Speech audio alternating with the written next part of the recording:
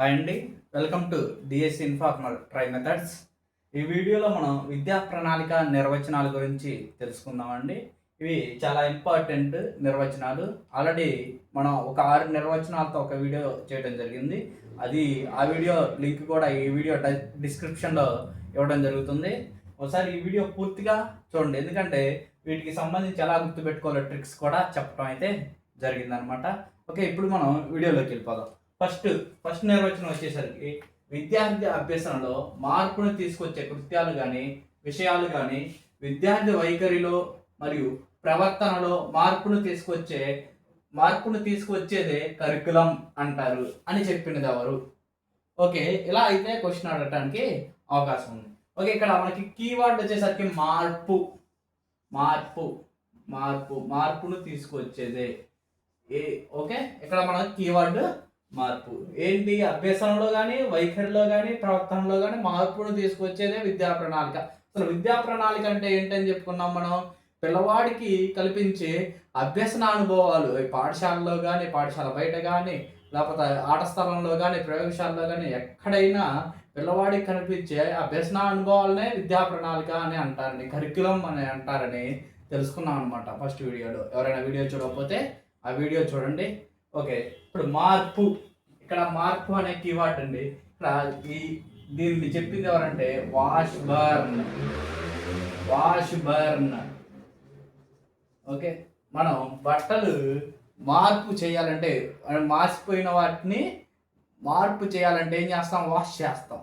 అలా గుర్తుపెట్టుకోండి. మార్పును తీసుకురావాలంటే వాష్ చేయాలి, వాష్ బర్న్.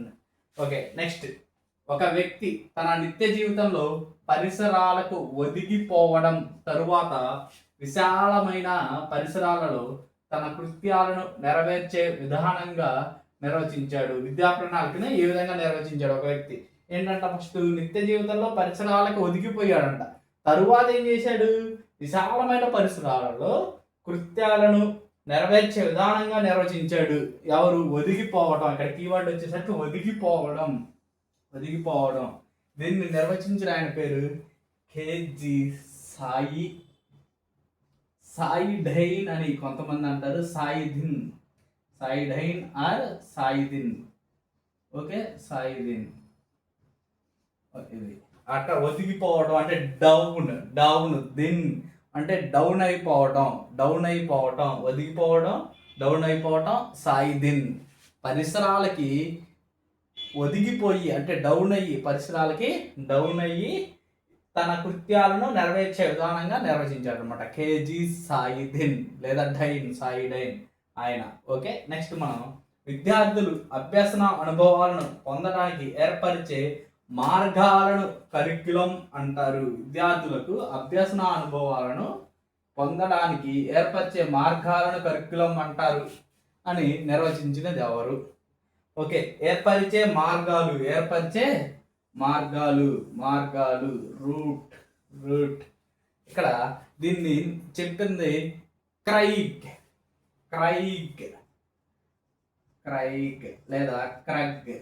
లేదా క్రగ్.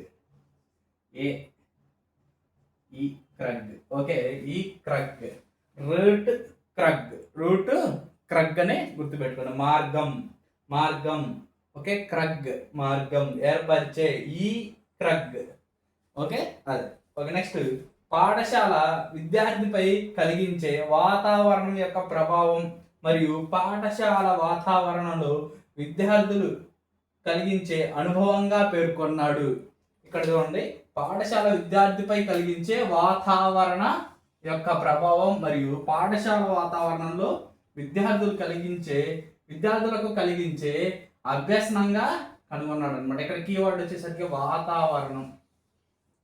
పాఠశాల విద్యార్థికి కలిగించే ఇక్కడ పై అని రాసిన విద్యార్థికి కలిగించే వాతావరణం యొక్క ప్రభావం.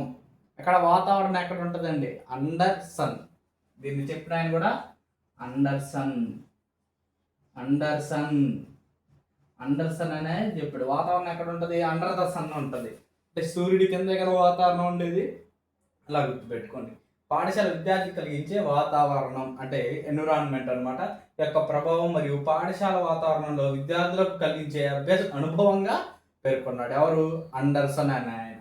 ఓకే, ఇప్పుడు చూడండి, పాఠశాల ఆవరణలు, తరగతి గదులు, ప్రయోగశాలలు. అసలు మీకు ఇది చూడగానే మీకు ఒక డెఫినేషన్ అంటే వేరే సెకండరీ విద్యా కమిషన్ అనేది కూడా ఇదే చెప్పింది అనమాట. పాఠశాల ఆవరణలు, తరగతి గదులు, ప్రయోగశాలలో, ఆట స్థలంలో అని. ఇది చూసి సెకండరీ విద్యా కమిషన్ అనుకున్నారంటే పప్పులో కాలేసినట్టే. ఓకే, ఆట స్థలంలో పూర్తిగా చదవండి ఒకసారి. ఉపాధ్యాయులతో ఇతర విద్యార్థులతో ఏర్పడే అనేక రకాలైన సత్సంబంధాలు, అనుభవాల మొత్తం విద్యా ప్రణాళిక అని చెప్పాడు అనమాట ఒక ఆయన. ఓకే, అక్కడ సత్సంబంధాల నిపుల అక్కడ ఏర్పడే అభ్యసన అనుభవాలనే విద్యా ప్రణాళిక అంటారని సెకండరీ విద్యా కమిషన్ చెప్పింది. కానీ ఇక్కడ చూడండి, సత్సంబంధాలు, అనుభవాలు మొత్తం. సత్సంబంధాలు శామ్యూల్ అని ఆయన చెప్పాడు. శామ్యూల్ గారితో మనం ఎలా ఉండాలి? సత్సంబంధాలు కలిగి ఉండాలి. శామ్యూల్ గారితో మనం ఎలా ఉండాలి? సత్సంబంధాలు కలిగి ఉండాలన్నమాట. సెకండరీ విద్యా కమిషన్ కూడా చెప్పింది పాఠశాల ఆవరణలో, తరగతి గదిలో, ప్రయోగశాలలో, ఆట స్థలంలో ఇట్లా. ఓకే, చాలా జాగ్రత్తగా మనం గమనించి కీవర్డ్ని గుర్తుపెట్టుకోవాలన్నమాట. ఓకే, శామ్యూల్ అనే ఆయన మనకి ఆప్షన్లో కనపడితే సత్సంబంధాలు అనే కీవర్డ్ అనేది మనకి గుర్తుండాలన్నమాట. ఓకే, నెక్స్ట్, పాఠశాల కరికులం వల్ల విద్యార్థులు తమ నిత్య జీవితంలో ఎదుర్కొనే సమస్యలకు పరిష్కార మార్గాలను కనుగొంటారు. కరికులం వల్ల అంట విద్యార్థులు తమ నిత్య జీవితంలో ఎదుర్కొనే సమస్యలకు ఏంటి పరిష్కారాలు కనుగొంటారంట. ఎవరు? బార్నిస్ డగ్లస్ అనే ఆయన చెప్పారు అనమాట. బార్నిస్ అండ్ డగ్లస్ అనే వాళ్ళు. బార్నిస్ అండ్ డగ్లస్ని మనం డౌట్గా మారిస్తే డౌట్. సమస్యలు అంటే డౌట్స్కి ఏం కనుక్కుంటారు? పరిష్కారాలు కనుగొంటారు అనమాట. డౌట్, బార్నిస్ అండ్ డగ్లస్ డౌట్లు అంటే సమస్యలు, దానికి ఏం కనుగొంటారు? పరిష్కారాలు కనుగొంటారు. బార్నిస్ అండ్ డగ్లస్. ఓకే, నెక్స్ట్ మనం ఉపాధ్యాయుడు మార్గదర్శి అయితే కరికులం ఒక మార్గం. ఉపాధ్యాయుడు అంట మార్గదర్శి అయితే కరికులం ఒక మార్గం. దీన్ని చెప్పింది ఎవరు? బెన్నెట్.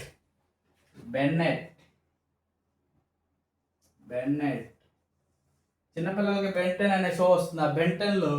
ఆ బెంటెన్ అనే అబ్బాయి మార్గదర్శిగా పనిచేస్తుంటాడు మిగతా గ్రూప్ వాళ్ళకి. అలా గుర్తుపెట్టుకోండి. ఓకే, ఇక్కడ మార్గదర్శి ఎవరు?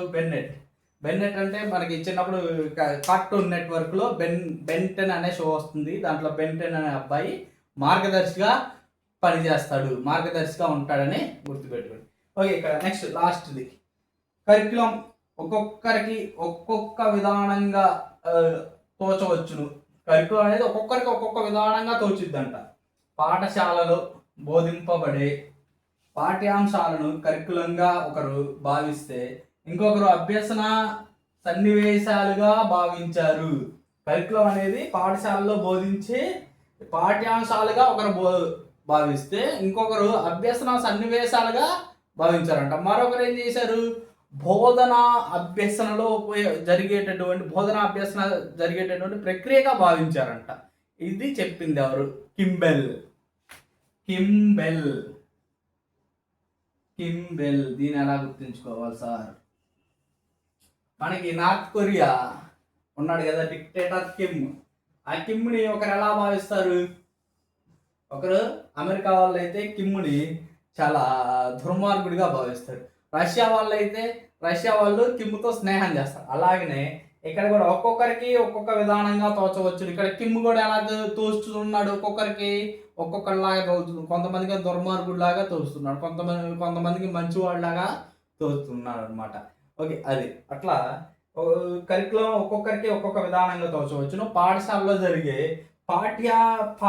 పాఠ్యాంశాలను కరికులంగా ఒకరు భావిస్తే కొంతమంది ఏం చేస్తారంట? అభ్యసన సన్నివేశాలుగా భావించారంట. కొంతమంది బోధన అభ్యసనగా భావించారంట. ఇవి దాన్ని ఎవరు చెప్పింది? కిమ్ ఒక్కొక్కరికి ఒక్కోలాగా తోచుతారనమాట. అలా గుర్తుపెట్టుకోండి. ఓకే, ఇవండి కరికులం యొక్క నిర్వచనాలు. పార్ట్ 1 వీడియో ఈ వీడియో డిస్క్రిప్షన్లో ఉంటుంది. థ్యాంక్ యూ అండి. Thank you for watching. Okay, thank you.